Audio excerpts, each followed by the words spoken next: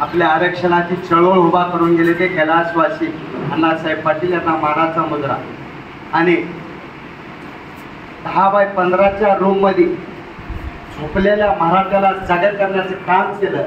आरक्षण काय चीज असते आणि आरक्षण कशासाठी पाहिजे ते मराठ्याचा पांडुरंग मनोजदादा जरांगे पाटील यांना मानाचा मुद्रा. मी जास्त वेळ बोलणार नाही, संयोजकाची विनंती आहे, पण रस्ता सोडून सुद्धा बोलणार नाही. संयोजकांना बी माझी विनंती. सोलापूर जिल्ह्यात मनोजदादांना उस्मानाबादला जिल्ह्यातली टीम बोलवली होती. ज्याला शक्य ते आले, ज्याला शक्य नाही ते आले नाही.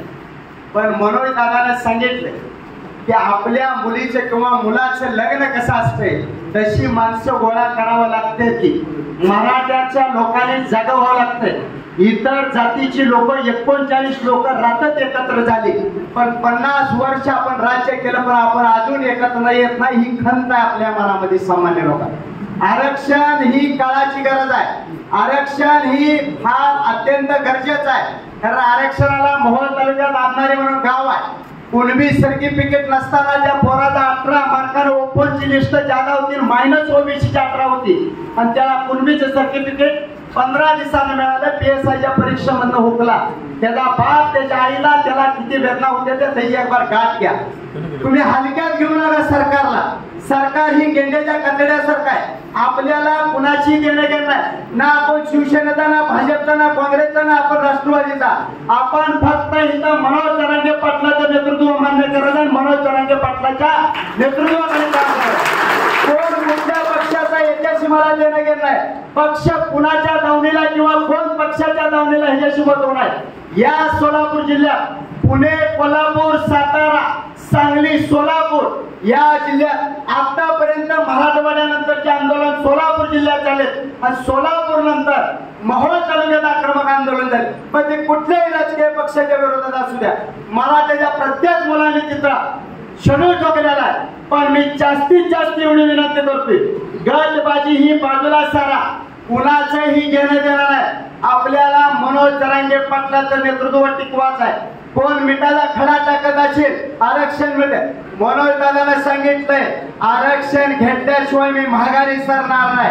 जर 13 पत्र्याच्या खोलीतला जर वाघ आपल्यासाठी लढत असेल तर आपण काय वाघ नाही का? आपण सुद्धा वाघाचा, आपण सुद्धा वाढीने लढ पिलोय म्हणून आपल्याला लढायचं मित्रांनो.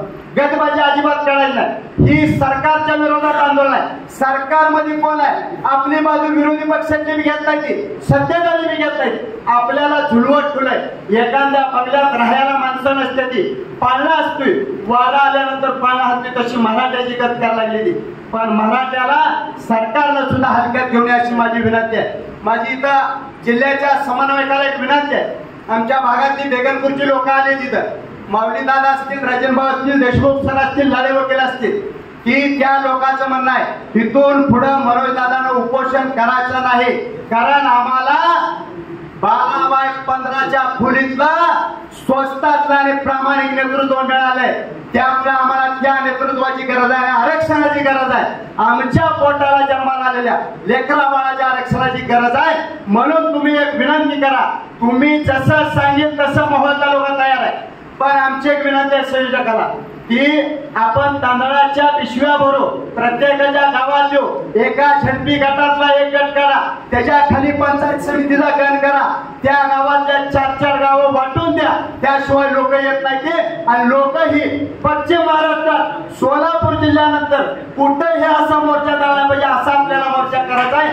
संयोजकाचे मी आभार मानतो आणि मोहोळ तालुक्याच्या प्रतिनिधीला संधी दिल्याबद्दल धन्यवाद. जय महाराष्ट्र, जय जिजाऊ, जय शिवराय.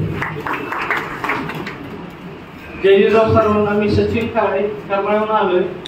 उपस्थित बांधवांना मी जिल्ह्याच्या वतीने एक सूचना करतो. आपण आपल्या तालुक्यामध्ये काय नियोजन करणार आहे याबद्दल जर मत मांडलं तर मला